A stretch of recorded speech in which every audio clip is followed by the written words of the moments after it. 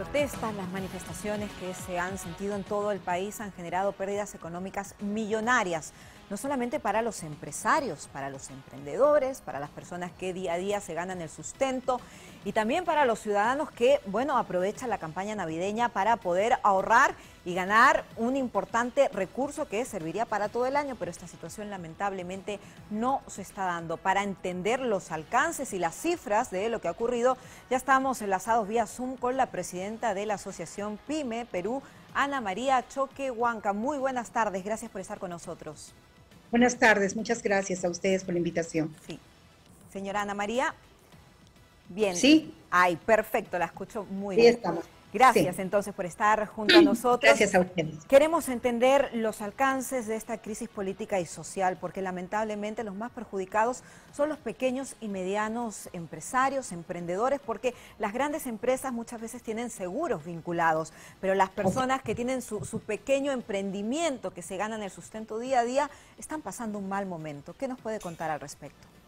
Que la crisis lamentablemente nos ha sumido en la desesperación, en la desesperanza, porque no sabemos cuándo va a terminar esto, pero definitivamente aquí lo que tenemos que ver es también la realidad que vive el sector productivo y los pequeños negocios sobre todo. Imagínense que si hablamos del sector servicios, que es el que más creció en la pandemia, ¿no? El tema de las bodeguitas, de las tiendecitas de barrio, el tema de los servicios, de las cocinas escondidas, el tema de los deliveries, de los negocios que nacieron también allí, que han ido creciendo después de la pandemia, bueno, aún no se ha ido, pero igual han ido avanzando, hoy se ven paralizadas. Imagínense, la Asociación de Bodegueros calcula que tiene más o menos en el Perú hay 535,000 bodegas y que dependen 600,000 familias de ellos, pero sin embargo, ¿qué vemos? Vemos saqueos en estas pequeñas bodegas, han sido saqueadas casi en la totalidad en las zonas donde han habido convulsiones, y los comercios han tenido que cerrar. Ahora, por ejemplo, el otro sector que ha sido totalmente afectado es el turismo. En el Cusco, la Cámara de Comercio, ellos estiman que se han perdido más o menos 3 millones de soles diarios, se siguen perdiendo, ¿no? En toda la cadena, hospedaje, restaurantes, guías, productores agrarios, artesanos. Y en Ica, donde bloquean las carreteras. Todo ese bloqueo de carreteras que ha ocasionado la pérdida de más de 40,000 trabajadores que han dejado de laborar y que han dejado de recibir ingresos de unos más o menos 2 millones, alrededor de 2 millones. Entonces ahí estamos graficando una realidad de acuerdo al contexto en varios espacios y no solamente en un rubro, no solamente decir que los pymes no ven, ¿no? No, y lo que llama la atención es la acción, la ejecución que debería tomar el gobierno para poder apoyar a estos grupos de personas que se están viendo directamente perjudicados. Por ejemplo, hace algunos días sacamos un video de los comerciantes de Mesa Redonda que retiraron con una especie de palos a los manifestantes que les decían, por favor, protesten, pero déjennos trabajar, lo necesitamos, de esta forma le damos de comer a nuestra familia. Es decir, en muchas oportunidades los propios ciudadanos han tenido que tomar acción para exigir sus derechos. Uno de ellos es poder trabajar sin miedo, sin eso que usted nos indicaba del temor de un eventual saqueo o de que puedan hacer un daño a nuestro local, a nuestro comercio, a nuestra, digamos, unidad, taxi, lo que sea. Entonces, la reacción, la respuesta del gobierno, ¿le parece oportuna, adecuada? ¿Usted cómo lo interpreta? Mire, nosotros hemos hablado de esta situación que estamos viviendo, del toque de queda, de la emergencia que se vive, pero en realidad nosotros hablamos en base a las pérdidas, ¿no? Por ejemplo, el sector retail, que es el que está ahí en el centro de las ciudades, llega hasta un 33% de pérdida frente a una campaña del 2021. O sea, estamos hablando de casi llegar a nada, a tener nada. Entonces, nosotros vemos en el gobierno, por ejemplo, el tema de la salida no solo de la policía, sino de las Fuerzas Armadas, para proteger y para evitar todo esto. Se han ido calmando algunas zonas y creemos que estas medidas, pues lamentablemente, a quien no le guste, son necesarias. Porque ¿qué más si repasa ya? La policía ya no se da abasto con la cantidad de efectivos que tiene. Obviamente, tiene que haber algún soporte después. Entonces, nosotros lo que queremos es tranquilidad, paz social, tranquilidad para trabajar. Estas personas que tiran piedras, que bloquean, que salen, que agreden, que saquean, nosotros pensamos que no es solo la población que no está de acuerdo y que quiere hacer algunas demandas, porque esas marchas las hemos visto nosotros en estos últimos años y es un derecho que tenemos como ciudadanos. Eso lo contempla la Constitución, el derecho de expresarnos libremente. Pero hemos visto que esto es algo diferente. Han habido actos delincuenciales, pues, que no son los de ciudadanos comunes y corrientes que no están de acuerdo con algo, que quieren reclamar solamente de repente esas demandas que no son satisfechas. Sí.